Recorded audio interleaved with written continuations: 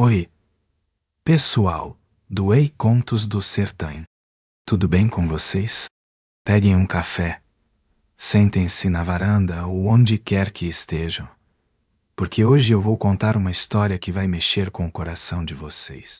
É daquelas que começam com uma dor que aperta o peito, mas que aos poucos vão se transformando em algo tão bonito que faz a gente acreditar de novo na vida. Então, bora comigo. Vamos conhecer a história de Isadora, uma mulher que foi humilhada no dia que deveria ser o mais feliz da vida dela, mas que encontrou, num canto esquecido do sertão, um recomeço que ninguém poderia imaginar. Ponto sawan, ponto lengasádia, aí o exodádia, adocílio. Era uma manhã de sol forte, daquelas que o calor já sobe da terra e faz o ar tremer. Isadora estava diante do espelho, com o vestido branco caindo pesado até os pés. Não era um vestido de noiva qualquer, não. Cada flor bordada naquele pano tinha sido costurada com amor, ponto por ponto, ao lado da mãe, Dona Marlene, durante meses. Cada linha era um pedaço de um sonho que Isadora carregava desde menina, quando brincava de casar com bonecas e imaginava o dia em que entraria na igreja, de braço dado com o pai, rumo a um futuro cheio de promessas. Ela sorriu para o reflexo, os olhos marejados, e por um instante realmente acreditou que era uma rainha. Ponto. Tá linda, minha filha. Igual a uma rainha, disse Dona Marlene, enxugando as lágrimas com a ponta do avental. Ponto. E Isadora, mesmo com as vozes do passado ecoando na cabeça, vozes que diziam que ela era grande demais, gorda demais, gorda demais, sentiu o coração aquecer. Naquela manhã, ela era noiva, e Felipe, o noivo, dizia que a amava. Pelo menos, era o que ele dizia. Isadora era a professora do povoado, uma mulher que carregava nos ombros o peso de ensinar as crianças de uma cidadezinha onde todo mundo se conhecia, onde as línguas afiadas cortavam mais que faca. Ela era conhecida por sua paciência, pelo jeito que fazia as crianças rirem enquanto aprendiam, mas também por ser alvo de cochichos. Ela é boa, mas é grande demais, diziam as vizinhas, escondendo risinhos atrás dos copos de café. Como é que o Felipe, aquele bonitão da cidade, foi se apaixonar logo por ela? Perguntavam, como se o amor tivesse que seguir um padrão. Mas Isadora acreditava no amor de Felipe. Ele sempre dizia que a queria, mesmo que às vezes soltasse comentários que machucavam, como não engorda mais, Isa, para não passar vergonha. Ela engolia essas palavras, porque, no fundo, queria acreditar que ele a via como ela era, uma mulher de coração grande, cheio de sonhos. Naquele dia, a igreja estava cheia. O povoado inteiro quis ver o casamento da professora gorda que tinha fisgado o bonitão. Isadora caminhava de braço dado com o pai, seu João, que suava feito tampa de chaleira, orgulhoso, mas nervoso. O vestido balançava a cada passo, e o véu, preso com cuidado nos cabelos cacheados, parecia flutuar. A música começou. O coração dela batia tão rápido que parecia querer pular do peito. Era o momento. Ela respirou fundo, olhou para a porta da igreja, pronta para encontrar Felipe lá dentro, esperando por ela. Mas, quando chegou ao altar, o noivo não estava lá. O silêncio caiu como uma pedra. O pastor olhava para os lados, inquieto. Os padrinhos cochichavam, procurando com os olhos pela porta lateral. Os convidados começaram a se mexer nos bancos. E um burburinho cresceu, como o vento que avisa a tempestade. Que tá acontecendo? Sussurrou Dona Marlene. A mãe, com a voz tremendo. O padre se aproximou, segurando um papel nas mãos trêmulas. Entregou a Isadora. Ela abriu devagar, com os dedos gelados. A letra era de Felipe. Me perdoa, Não posso. Isso tudo é grande demais para mim. O chão sumiu sob os pés dela. O véu escorregou dos cabelos e a mão que segurava do pai se soltou. Ela olhou ao redor. Rostos chocados, outros com pena, alguns segurando o riso. O silêncio virou um monstro, sugando toda a dignidade que restava nela. Ponto. Isadora não aguentou. Saiu correndo da igreja, arrancando sapatos no meio da rua de paralelepípedos. Ponto. O vestido, tão sonhado, ficou sujo de poeira, pesado de vergonha. Ela chorava sem conseguir respirar, descendo até a ponte do rio, onde parou, ofegante, com o mundo desmoronando. Enquanto isso, do lado de fora da igreja, um homem observava de longe, encostado numa cerca. Ele era alto, de pele queimada pelo sol, cabelo preso num coque baixo, com um cavalo branco parado ao lado.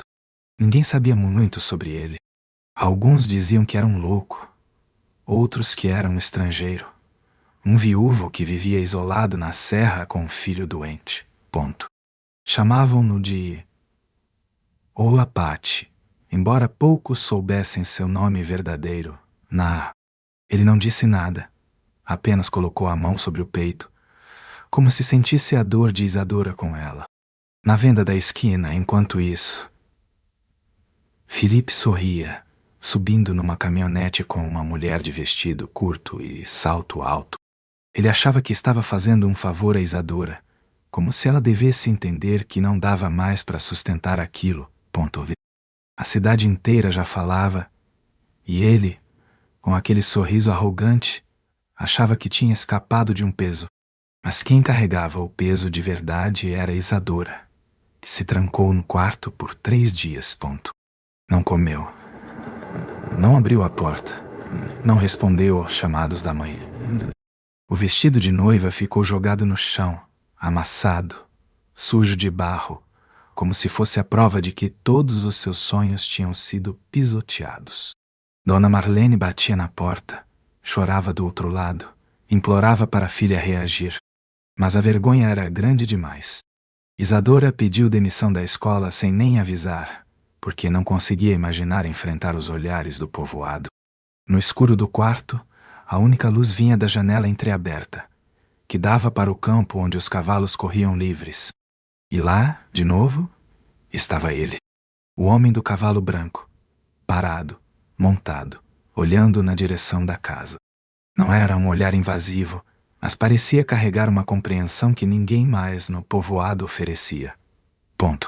Isadora não sabia porquê, mas, ao vê-lo, respirava mais devagar, como se aquele estranho soubesse algo sobre a dor dela que ela mesma ainda não entendia. No terceiro dia, Dona Marlene não aguentou mais. Entrou no quarto sem pedir, trazendo um prato de arroz e frango desfiado.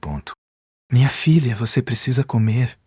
Vai acabar adoecendo, disse, com a voz já sem firmeza.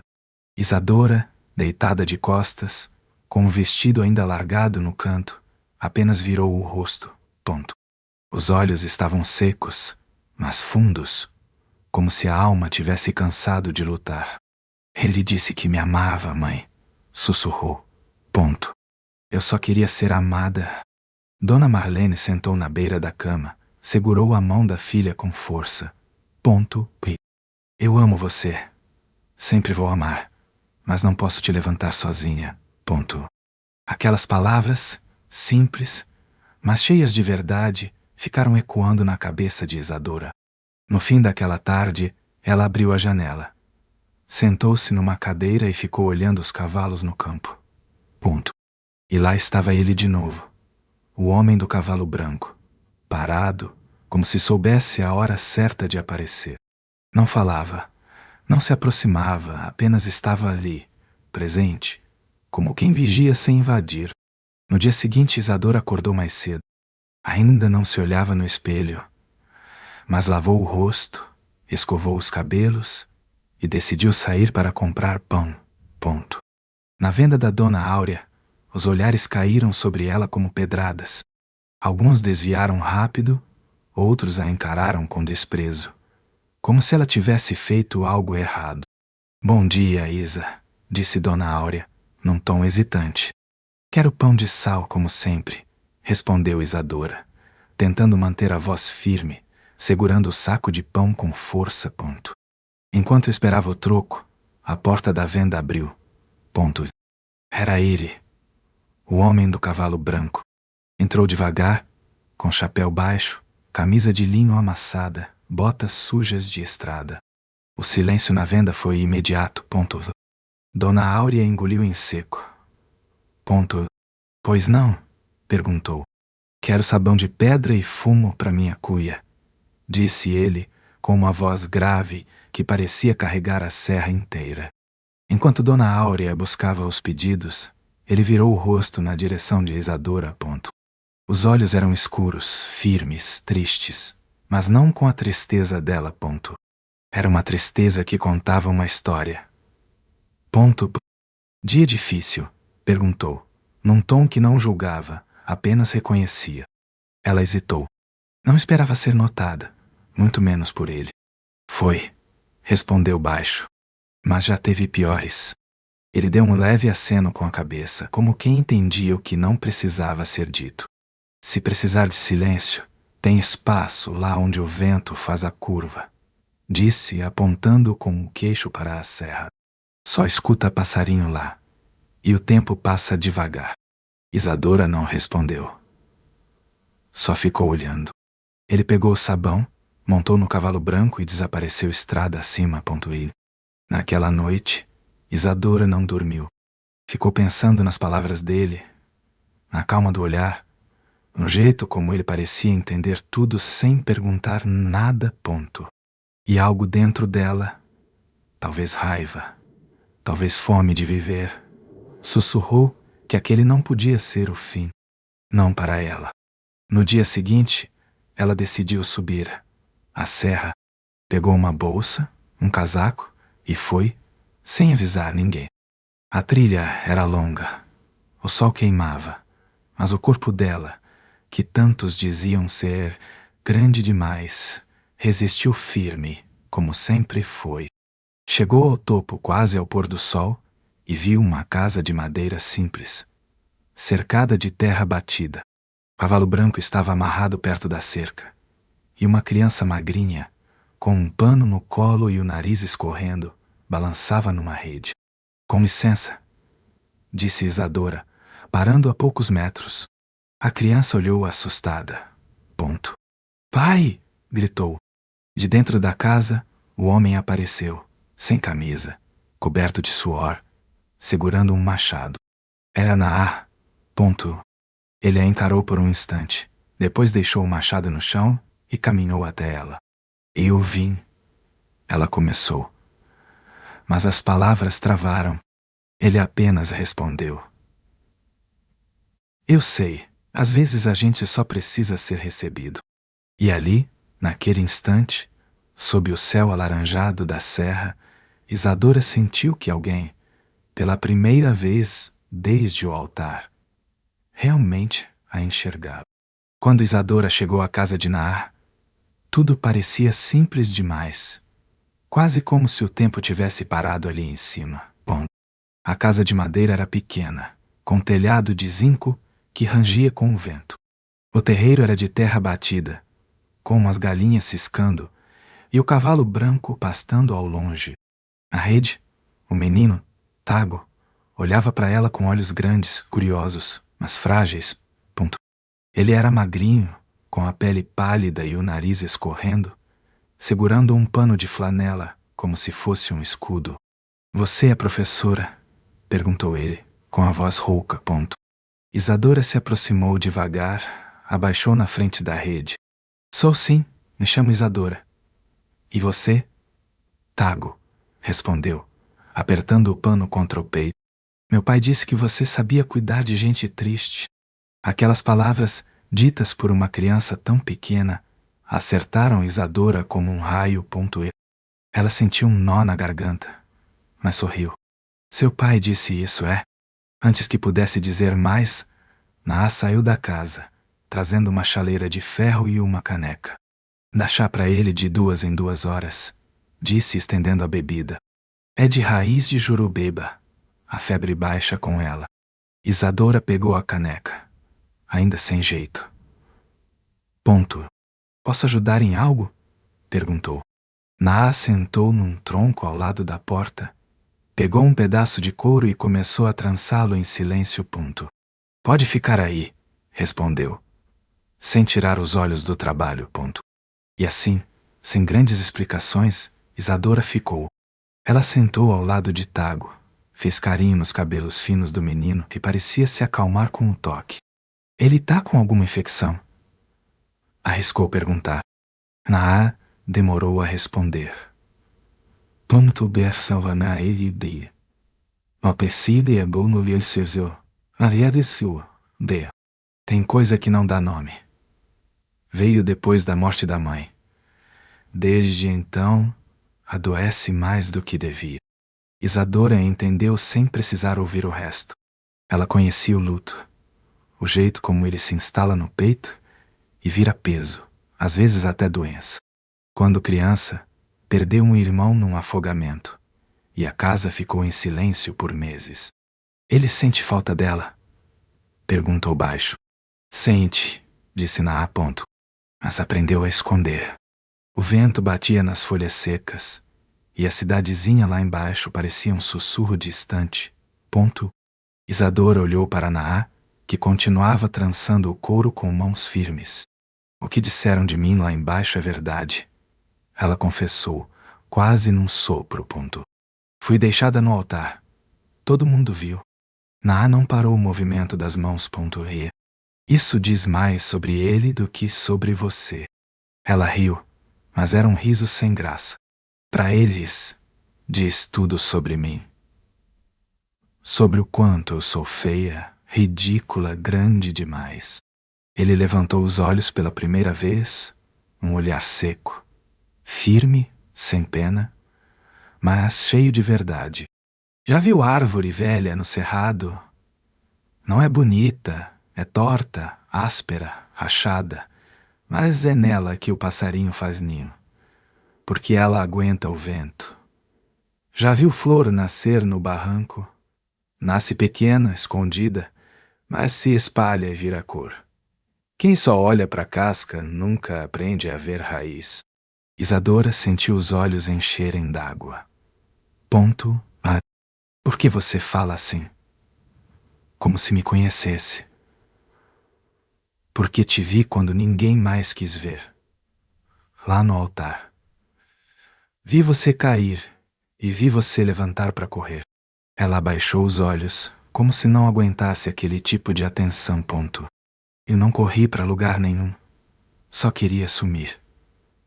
Mas não sumiu. Tá aqui. Isso já é muito mais do que muita gente consegue. Tago tossiu, e Isadora ajeitou o pano no colo dele, passando a mão na testa suada do menino.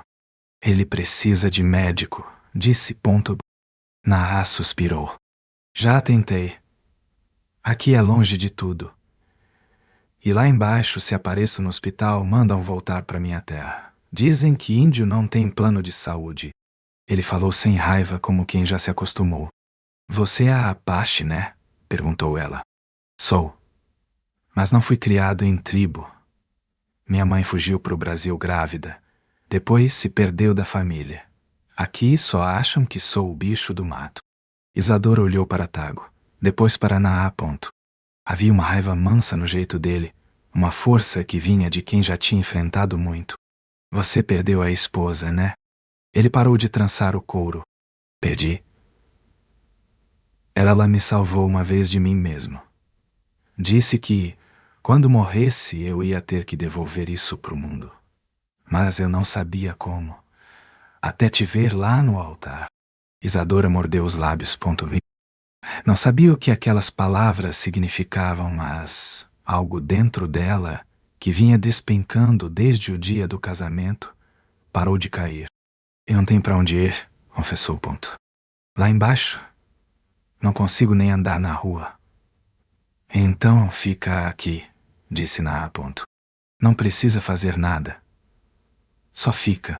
Ela olhou a serra, o céu limpo, o silêncio. Posso ajudar a cuidar dele? Pode. E ele vai te ajudar também. Naquela noite, Isadora dormiu na casa de Naa, numa rede improvisada na varanda. Ponto B. Não era conforto, mas era paz. Ponto B. Pela primeira vez em dias, ela sentiu o coração menos apertado.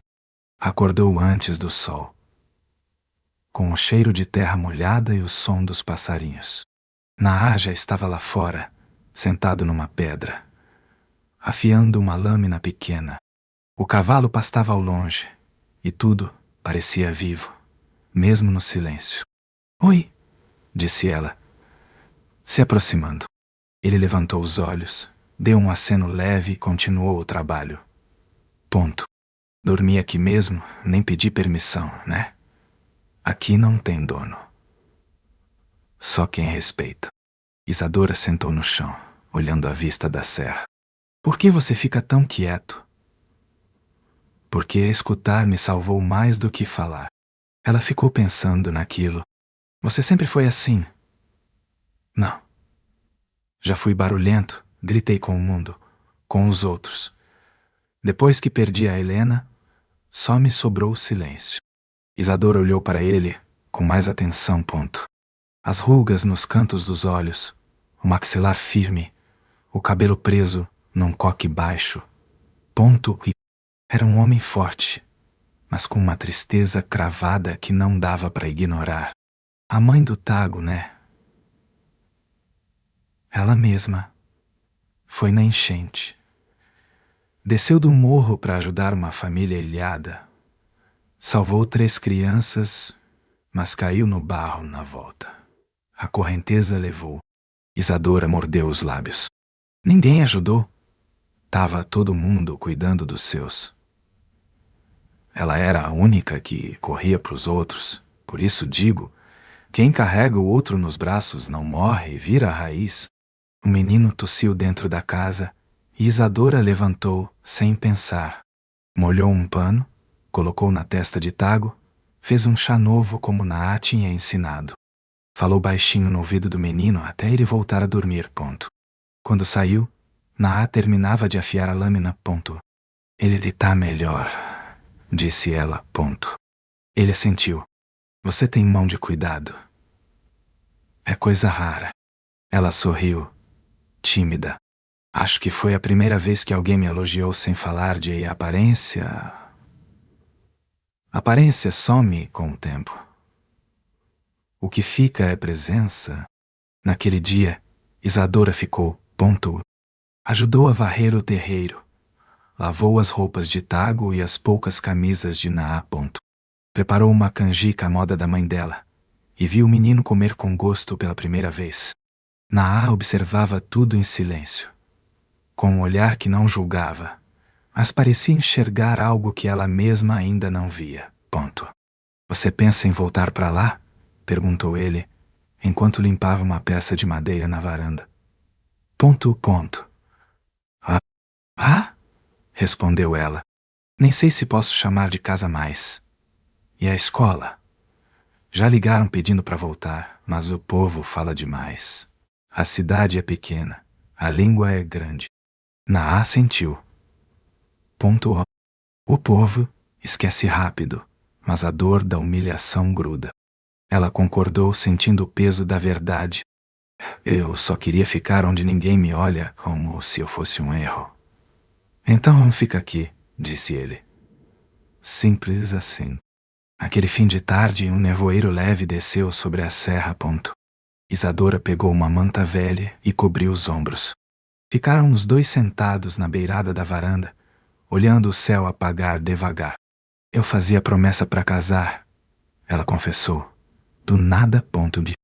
A cada São João, pulava 7 fogueiras, fazia simpatia com vela, enchia caderno com nome de homem. E agora? Perguntou Naa. Ponto. Naa. Agora só peço para me olhar no espelho sem sentir vergonha. Ele ficou sério por um instante. Quem te fez se odiar foi gente pequena, mas você não é. Isadora sentiu um calor estranho no rosto. Não era vergonha, nem raiva. Era algo novo, como um reconhecimento que ela nunca tinha recebido. E ali, naquele canto esquecido do mundo, Isadora começou, bem devagar, a reaprender a existir. Os dias na serra começaram a criar uma rotina simples, quase sagrada. Isadora acordava com o sol, preparava o café, cuidava de Tago com carinho que parecia vir de um lugar que ela mesma não sabia que existia. O menino, apesar de frágil, começava a mostrar sinais de melhora. A febre vinha e voltava, mas os olhos dele já tinham um brilho diferente, como se a presença de Isadora fosse um remédio que nenhum chá de juruba podia igualar. Naa, por sua vez, continuava com seu jeito calado, mas agora havia algo novo no olhar dele. Era como se aos poucos ele estivesse deixando o peso do luto escorregar dos ombros. Numa manhã, enquanto Isadora varria o terreiro, Tago apareceu correndo, com um graveto na mão. Tia Isa, vem ver o que eu achei. Um passarinho com a asa machucada. Ela foi com ele até uma moita perto da cerca. O bichinho tremia no chão, uma das asas caídas. Ele não consegue voar. Vai morrer? Perguntou Tago, agachado com os olhos cheios de preocupação. Isadora pegou o passarinho com delicadeza. Não. Se a gente cuidar, vamos fazer um ninho para ele. Juntos? Eles improvisaram uma caixinha com panos limpos e folhas secas e colocaram o bichinho na varanda. Tago passou a tarde inteira vigiando, como se o passarinho fosse um pedaço dele mesmo. A senhora acha que ele sente medo? Perguntou. Todo bicho sente. Mas, quando percebe que está seguro, o medo vai embora aos poucos. Tago assentiu, como se aquelas palavras fizessem sentido não só para o passarinho, mas para ele também. Observava tudo de longe, sentado num tronco, entalhando um pedaço de madeira. Isadora se aproximou, ainda com o cheiro de terra nas mãos. Você já viu ele tão animado assim? Perguntou. Não desde antes da Helena, respondeu Naa, sem levantar os olhos. Você tem jeito com ele. Ele confia em você. Isadora sorriu, mas sentiu um aperto no peito. E você? Confia em mim? Naa parou o movimento das mãos, olhou para ela. Confio no que vejo. E vejo você cuidando dele como se fosse seu. Aquelas palavras, tão simples, fizeram Isadora sentir algo que ela não sentia há muito tempo. Orgulho de si mesma. Mas a paz da serra nem sempre se refletia lá embaixo, no vilarejo. Isadora precisava descer de vez em quando para comprar mantimentos, e cada visita era um teste de coragem. Na venda da Dona Áurea, os olhares pesavam, os cochichos cortavam. Virou curandeira agora, murmurou uma mulher ao fundo. Dizem que ele está morando com um índio no mato. Respondeu outra, com desdém. Cada um se junta com o que merece, né? Isadora segurava firme o saco de fubá, respirando fundo para não deixar as palavras a derrubarem. Pagou, agradeceu e saiu, mas no caminho de volta, quem ela menos queria ver apareceu. Felipe. Ele estava encostado numa caminhonete preta, com óculos escuros e aquele sorriso arrogante de sempre. Ué, sumida, disse, cruzando os braços. Pensei que tinha se mudado para a floresta mesmo. Isadora tentou passar reto, mas ele se colocou na frente. A cidade inteira fala de você. Professora largada no altar vai morar com um índio no meio do mato. Dá um bom livro, né? Ela o encarou, com raiva, mas controlada. Felipe, sai da minha frente. Ele riu, como se fosse uma brincadeira. Você ainda tá magoada? Poxa, passou, né? Foi melhor para você. Imagina o escândalo se a gente tivesse casado e eu tivesse sumido depois. Te poupei. Isadora apertou os dentes. Você não me poupou de nada. Me expôs, me humilhou. E agora vem tirar sarro. Antes que ela pudesse dizer mais, uma sombra surgiu atrás dela. Era Naá, silencioso, com a postura ereta e os olhos firmes. Tem algum problema? Perguntou, olhando direto para Filipe. Ah, você é o tal índio, né? Disse Filipe, com um sorriso debochado. Bonito casal. Só falta andar pelado na beira do rio. Naá não respondeu. Só encarava, com um olhar que derrubava qualquer arrogância. Vamos embora, disse Isadora, puxando o braço de Naá. Mas Filipe não se conteve. Só cuidado, Isa. Gente assim é gentil até mostrar os dentes. Naá deu um passo à frente. Homem que abandona a mulher no altar não tem moral para falar de ninguém. E quem fala do que não conhece costuma engolir a própria língua. O tom era baixo, calmo, mas firme como pedra. Filipe riu, mas era um riso sem força. Tá bom. Bom passeio para vocês. Entrou na caminhonete e acelerou. Isadora e Naá voltaram para a serra em silêncio. Quando chegaram, Tago correu até eles com um papel na mão. Desenhei você com um arco, pai. E a Isa com um cavalo. Isadora pegou o desenho, sorriu, mas os olhos estavam marejados. A cidade ainda fala. Sussurrou. Que fale, disse Naá. Noah. Quem vive de boca não conhece a raiz. Aquela noite, Isadora chorou sozinha no quarto.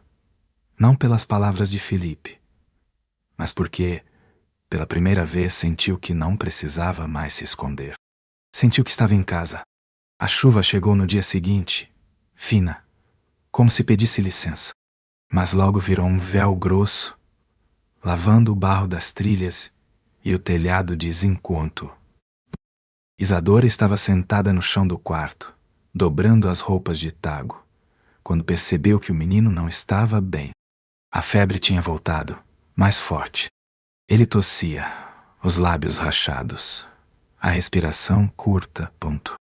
Ela passou a noite ao lado dele, trocando panos úmidos, rezando em silêncio, com a mão no peito do menino para sentir ele respirar. Naá entrou, com as botas molhadas de barro, e se abaixou ao lado dela. Ele piorou, disse Isadora, com a voz firme, mas cheia de medo. Eu fiz tudo o que sabia. A folha de sabugueiro, a infusão de alho, o banho morno, mas não resolve. Naá olhou para o filho com uma culpa que parecia pesar o mundo. Aqui em cima ele não vai resistir, disse Isadora. A gente precisa levar ele para a cidade. O silêncio entre eles era pesado, como uma sentença. Lá embaixo no vilarejo havia hospital, mas também havia as línguas afiadas, os olhares. Filipe. Eu vou com vocês, disse Isadora. Você não vai fazer isso sozinho. Naá a encarou por um instante. Vai ser longe. A trilha tá lisa. Eu não tenho medo, respondeu ela. Ainda com a chuva caindo, Naá preparou o cavalo, cobriu Tago com uma lona e um cobertor.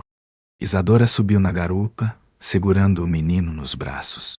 A trilha era escorregadia, o cavalo ia devagar, e o silêncio era cortado só pelo som da chuva e da respiração fraca de Tago.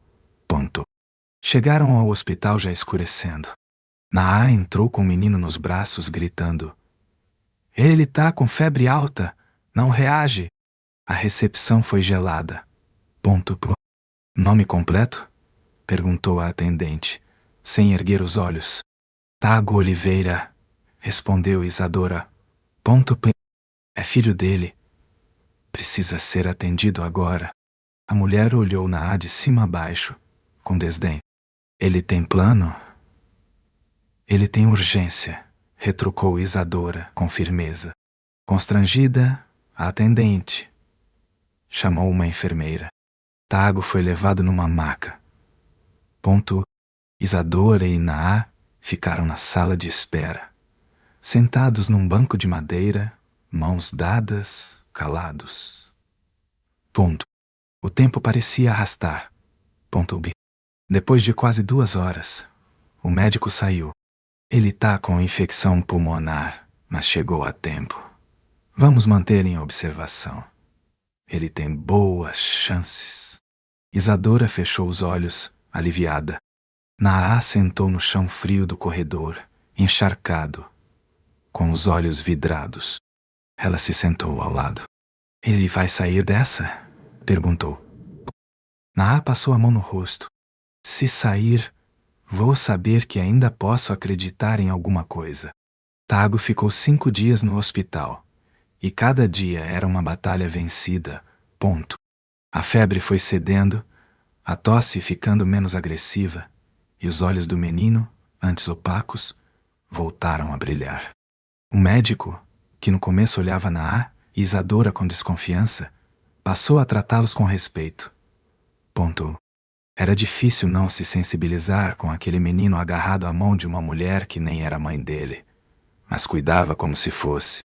Na manhã do 6º dia, Tago sentou na cama, sozinho, e pediu pão com manteiga. Isadora riu de alívio, e Naá, com seu jeito quieto, apenas assentiu, mas por dentro era como se um peso enorme tivesse saído do peito. Na recepção, enquanto esperavam a alta, uma enfermeira se aproximou com um papel. O menino tá liberado. Só precisam assinar aqui. Naá pegou a caneta, hesitou. Eu não sei escrever muito bem, confessou. Posso assinar, disse Isadora, pegando o papel.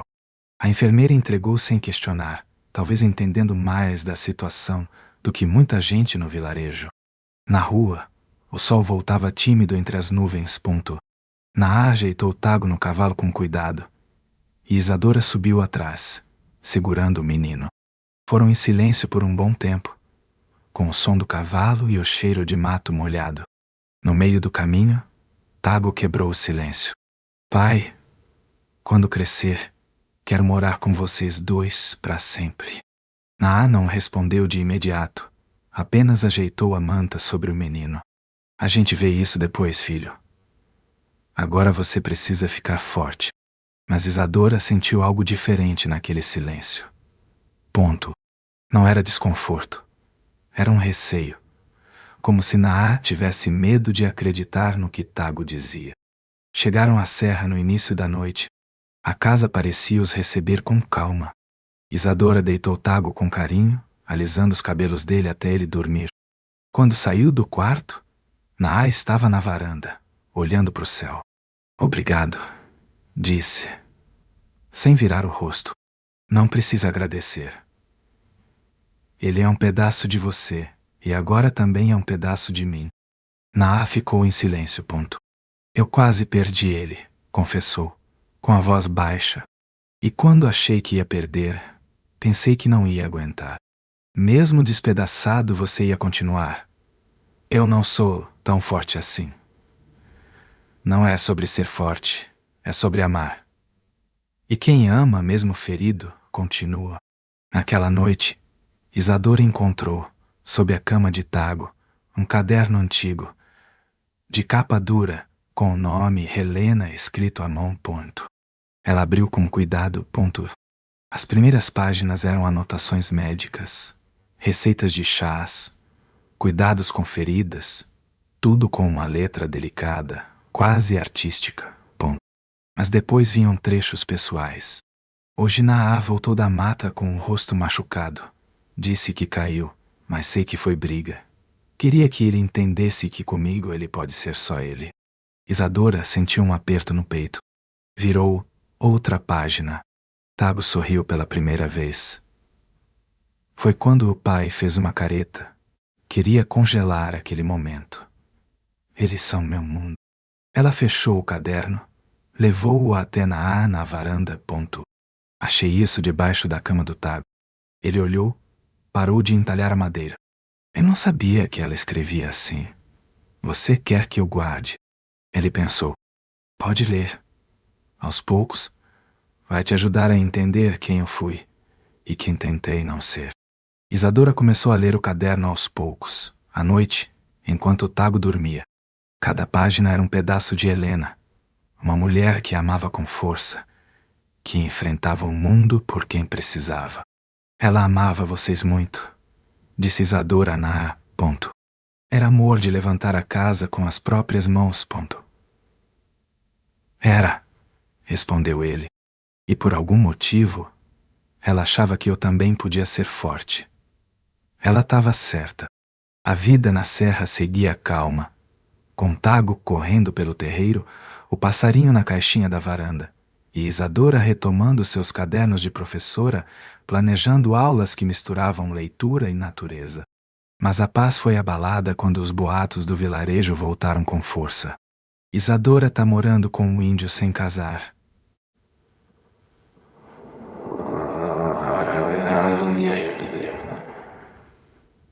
Tomou o lugar da morta. Usa o menino para pegar pensão. Na venda da Dona Áurea, Isadora sentiu o clima pesado. Você devia voltar para casa, disse Áurea, baixinho. Tão falando besteira, Isa. Dizem que você é feitiço. Isadora respirou fundo. Então que aprendam a entender. Eu não devo nada a ninguém. Na volta, contou tudo a Naá. Estão falando que fiz feitiço, que me aproveito de vocês. Ele cruzou os braços. Isso era esperado. Agora tão pondo o Tago no meio. Quero ir até lá, disse ela. Quero olhar no rosto de cada um e dizer que não devo nada. Não vão te ouvir, alertou Naá. Que escutem calados. Cansei de abaixar a cabeça. No dia seguinte, desceram juntos até a praça, após a missa. Isadora subiu 2 degraus do coreto. Com Naá ao lado, braços cruzados. Eu sou Isadora, começou, com a voz tremendo, mas logo firme. A professora que vocês viam como exemplo quando educava os filhos de vocês. A mesma que foi humilhada no altar e que muitos riram pelas costas. Agora dizem que estou errada por ter sido acolhida por quem me tratou com dignidade. Nenhum de vocês ficou comigo quando precisei. Foi esse homem aqui que estendeu a mão. Foi essa criança que me fez lembrar do que é sorrir. O silêncio foi quebrado por palmas. Dona Áurea bateu primeiro. Depois uma mulher da igreja, um ex-aluno, pontuou. Alguns se viraram e foram embora. Mas Isadora sentiu que já não importava. Ela tinha se mostrado inteira. Olhou para ela, com os olhos úmidos. Eu nunca pensei que você fosse mais valente que eu. Ela sorriu. Eu também não. 2 dias depois do discurso no coreto, Isadora estava lavando roupa no tanque atrás da casa quando Naá apareceu com um envelope na mão. Chegou com o rapaz do cavalo baio. Deixaram na venda da Áurea, disse, entregando o papel. Isadora secou as mãos no avental e abriu. A caligrafia era familiar. Era da escola. Querem que eu volte a dar aula, murmurou. Naá não pareceu surpreso. Vão esquecer o que falaram. Parece que agora dizem que fui forte, corajosa. Que inspirei os outros. Engraçado como muda rápido quando a gente não abaixa a cabeça. E vai aceitar? Perguntou ele. Não sei. Lá embaixo tudo é mais sujo que essa água. Mas eu amava ensinar, ver as crianças aprendendo a ler, a pensar. Me fazia sentir viva. Naá sentou numa tora de madeira, Volta. Mas do seu jeito. Ensina o que acredita, não o que acham certo. Isadora ficou pensando naquilo. No dia seguinte desceu até a escola, entrou com passo firme. Na sala da coordenação, Dona Carmen, a diretora, levantou com um sorriso sem graça. Isadora, que bom te ver.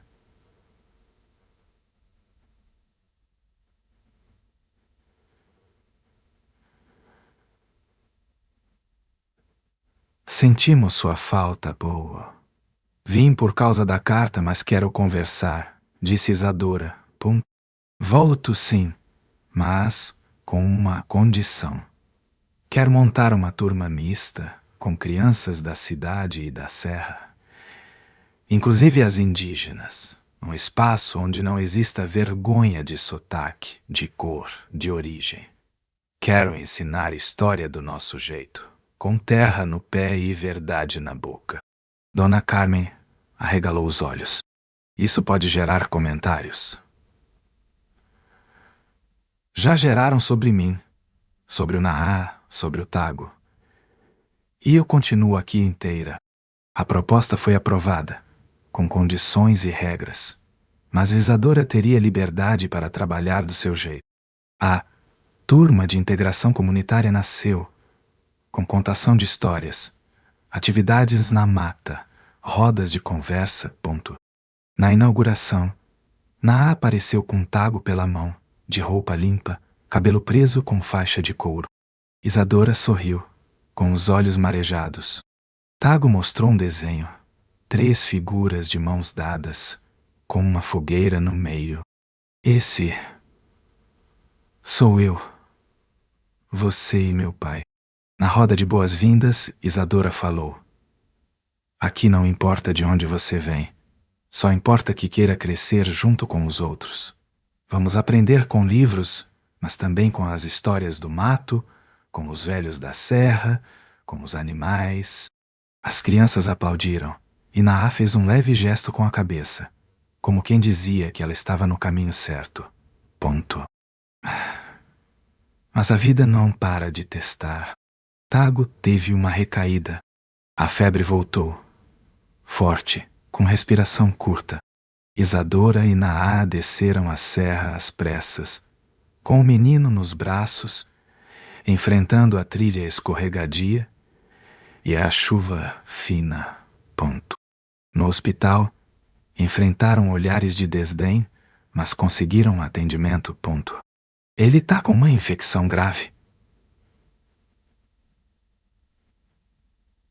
Chegou no limite, disse o médico. Naá ficou na UTI com Tago, segurando a mão pequena do filho. Você não vai me deixar, ouviu? Já perdi uma vez. Não vou perder de novo. Isadora na capela do hospital rezava em silêncio. Se tiver alguém ouvindo, não leva ele. Ele é a nossa vida. Após horas de angústia, o médico trouxe notícias. Ele reagiu.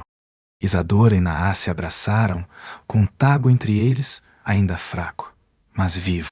Ao receberem alta, foram surpreendidos na estrada. Ponto. Moradores, pais de alunos, até Dona Carmen estavam lá, esperando. A cidade quis receber vocês de volta, disse a diretora.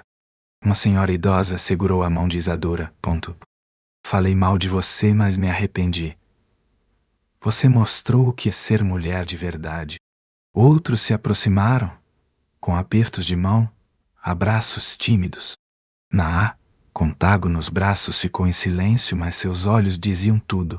De volta à serra, Tago correu para o terreiro. Viu que o passarinho tinha voado. Ele lhe voou na hora certa, mãe, gritou. Isadora sorriu. Ponto. Idorizade bosfatre. Dentro desado dentamate. Denta banha sa, a dia. Da warede oradili, ton. Na varanda, ela e Naá conversaram. Eles mudaram um pouco, disse ele, ou deixaram cair a máscara. O importante é que agora sabem que a gente não se curvou. Isadora segurou a mão dele. Você ainda carrega peso? Um pouco. Mas hoje acho que cumpri a promessa que fiz para Helena, de retribuir, de amar de novo.